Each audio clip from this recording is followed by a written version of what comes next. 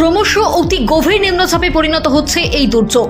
এই মুহূর্তে আরব সাগরে উৎপন্ন হওয়া সেই নিম্নচাপ ধীরে ধীরে দীঘা সমুদ্রের উপকূলের দিকে প্রবেশ করছে। সব মিলিয়ে একটা ভারী দুর্যোগের আশঙ্কা রয়েছে ঝাড়খণ্ড, উড়িষ্যা ও পশ্চিমবঙ্গের জন্য। আবহাওয়া দপ্তরের এই আপডেট দেখলে আপনার কপালে চিন্তার ভাঁজ পড়ে যাবে। জানা যাচ্ছে এই মুহূর্তে সেই গভীর নিম্নচাপ মধ্যপ্রদেশ, রাজস্থান হয়ে গুজরাট পৌঁছেছে। সেখানে শক্তি বাড়িয়ে অতি গভীর নিম্নচাপে পরিণত হয়ে সৌরাষ্ট্র ও কচ্ছে জেলায় অবস্থান করছে। কিন্তু সব থেকে বড় বিষয় হচ্ছে আজ অর্থাৎ 29শে আগস্ট এই সিস্টেম আরব সাগরের নিম্নচাপের সঙ্গে মিশে যাবে। আর আজ থেকেই উত্তর বঙ্গোপসাগরে তৈরি হবে নতুন করে আরও একটি নিম্নচাপ। এই নিম্নচাপটি তৈরি হবে পূর্ব মধ্য বঙ্গোপসাগর এবং উত্তর বঙ্গোপসাগর এলাকায়।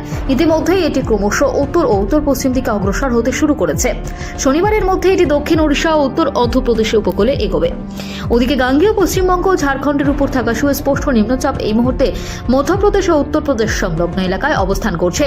আর পশ্চিমবঙ্গের জন্য ভয় ধরাচ্ছে এই নিম্নচাপটি। জানা যাচ্ছে ওড়িশা, ঝাড়খণ্ড হয়ে ধীরে ধীরে দীঘার দিকে প্রবেশ করছে নতুন করে তৈরি হওয়া এই নিম্নচাপ, যা সরাসরি আঘাত করতে পারে পশ্চিমবঙ্গের সমুদ্র উপকূলে। যার জন্য ইতিমধ্যে মৎস্যজীবীদের সতর্ক বার্তা পাঠানো হয়েছে প্রশাসনের পক্ষ থেকে। আজ 29শে আগস্ট বৃহস্পতিবার সন্ধ্যের মধ্যে মৎস্যজীবীদের উপকূলে ফিরে আসতে নির্দেশ দিয়েছে কোস্ট গার্ড। শুক্র ও শনিবার মৎস্যজীবীদের সমুদ্রে যেতে সম্পূর্ণ মানা করা হয়েছে। আবহাওয়া দপ্তর বলছে সমুদ্র উত্তাল হবে। 50 থেকে 60 কিলোমিটার গতিবেগে দমকা ঝোড়ো হাওয়া বইবে সমুদ্রে। তবে দক্ষিণবঙ্গে বৃহস্পতি এবং শুক্রবার কিছুটা কম থাকবে বৃষ্টির পরিমাণ। তবে বজ্রবিদ্যুৎ সহ হালকা মাঝারি বৃষ্টি 2-1 পশলা চলবে।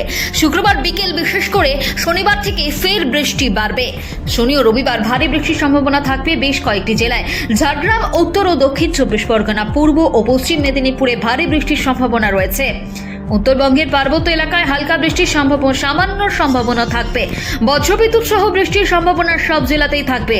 দার্জিলিং সহ পার্বত্য সংলগ্ন 5 জেলাতেই বৃষ্টির সম্ভাবনা বেশি থাকবে।